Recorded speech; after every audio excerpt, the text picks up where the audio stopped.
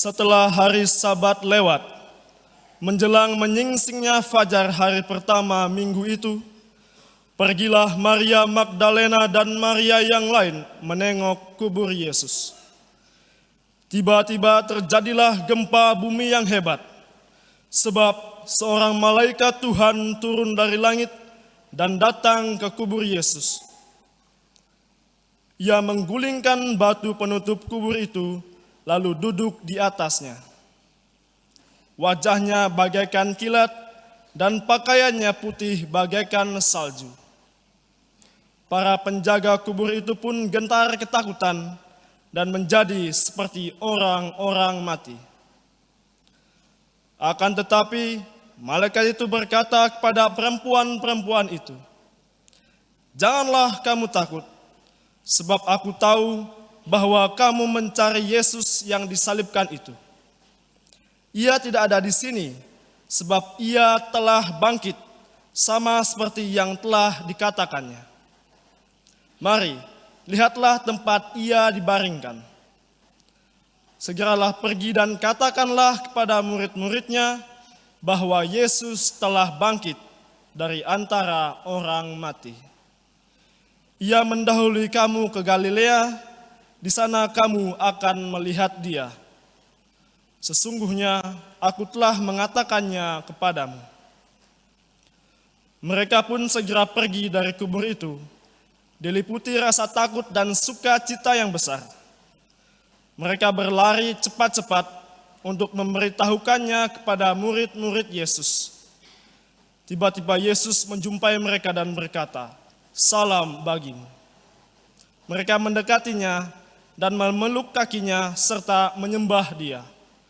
Lalu kata Yesus kepada mereka, "Jangan takut. Pergilah dan katakanlah kepada saudara-saudaraku supaya mereka pergi ke Galilea, dan di sanalah mereka akan melihat aku."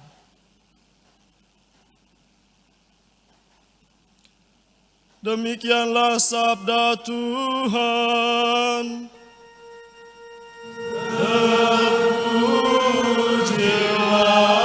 Kristus.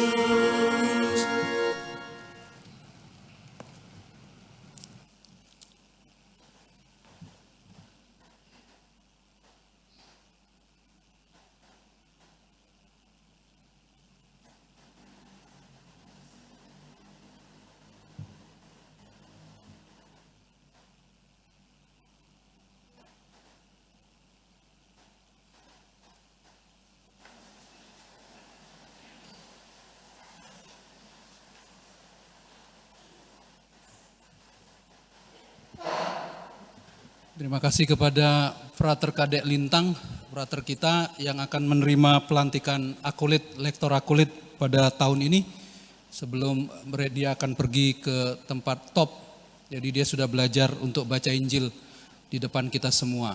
Jadi kita doakan semoga Frater Kadek Lintang bisa terus melanjutkan panggilannya.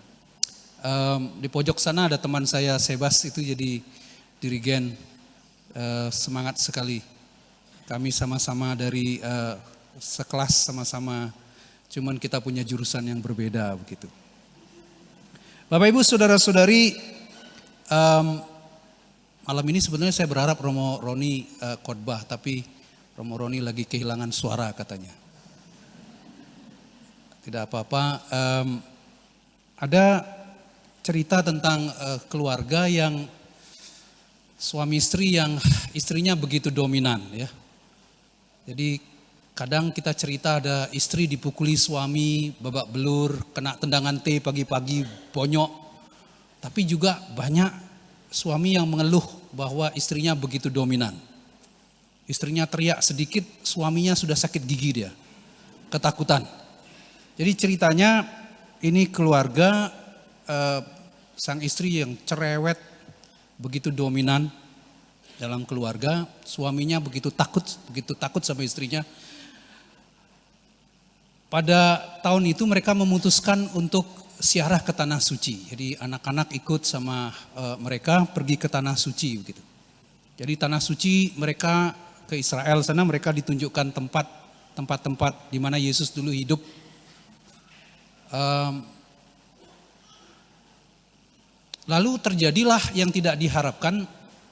Ternyata ketika mereka ziarah itu, sang istri mungkin karena begitu antusias, begitu excited ya.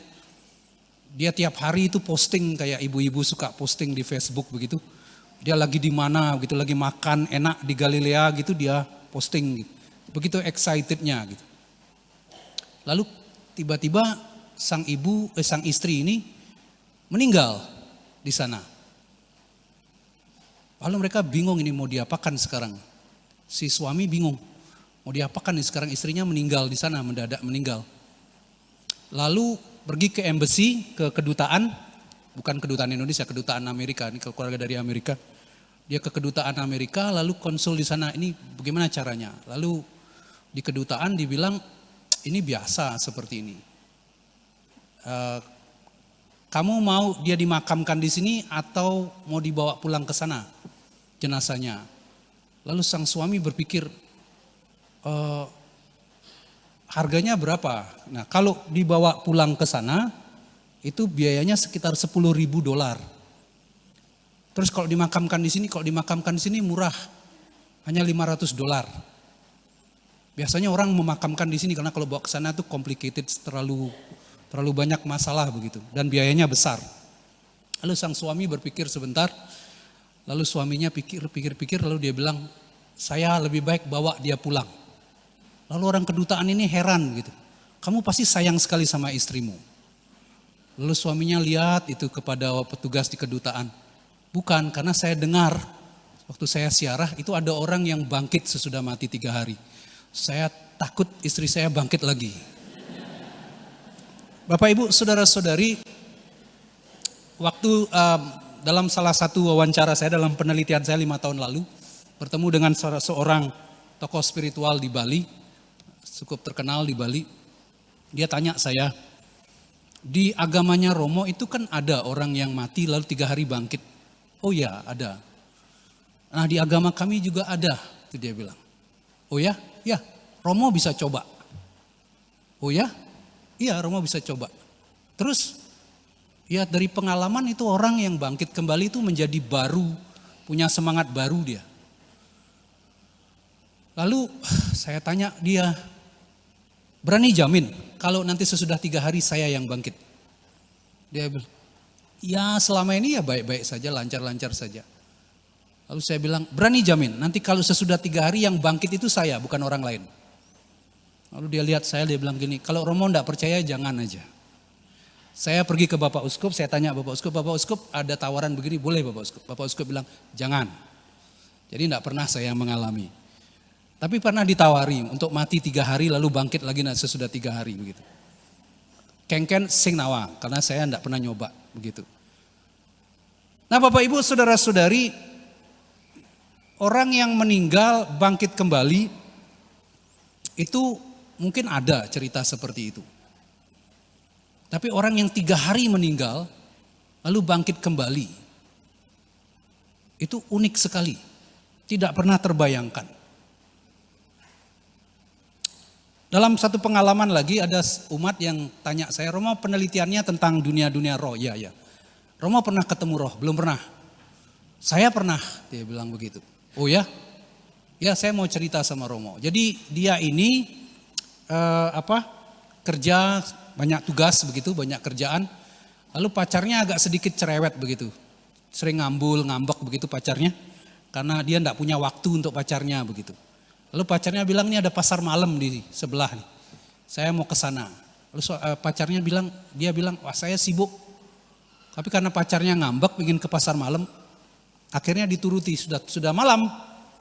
Sudah malam sekali dia baru bisa lepas dari kerja, dia jemput pacarnya masih ngambek, cemberut begitu, diajak ke pasar malam. Sudah agak malam jadi sudah banyak dagang-dagang udah mulai tutup begitu. Lalu dia pikir kalau begitu saya ajak ke tempat ini wahana anak-anak itu ya. Ada yang komedi putar, ada yang odong-odong yang begitu-begitu. Kan sudah enggak lucu, orang sudah besar mana odong-odong. Lalu dia pikir ini ada yang wahana yang takut-takut itu, yang ada hantu-hantu, ini bagus nih. Saya bisa coba ini, kalau dia ketakutan dia pasti peluk saya kan. Begitu. Jadi masuklah di situ. Masuk ke dalam, makin ke dalam, enggak ketemu apa-apa, sudah sepi. Lalu bagian akhir dia putar ke sana, itu yang jadi hantu itu pada makan nasi kotak semua di sana. Dia bilang ini baru pertama kali saya ketemu hantu makan nasi kotak. Dia bilang. Para wanita dalam kisah Injil bertemu dengan malaikat. Dan malaikat itu memberitahukan dia tidak ada di sini. Kamu cari Yesus, dia tidak ada di sini. Dan kata lain malaikat mengatakan dia sudah bangkit, dia hidup, dia tidak ada di sini lagi. Jadi di empty tomb, makam kosong, itu bukan bukti bahwa Yesus bangkit. Enggak.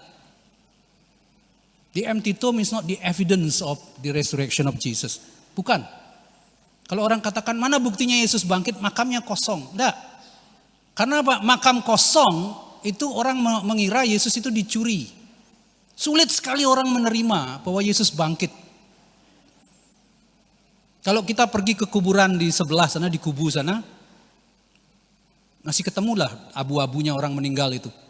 Yang sudah dikremasi, ditaruh di sana, ketemu abunya. Kalau kita ke makam Yesus di Yerusalem, Holy Sepulchre, nggak ada makam Yesus, nggak ada jenazahnya. 2000 tahun lalu sudah tidak ada.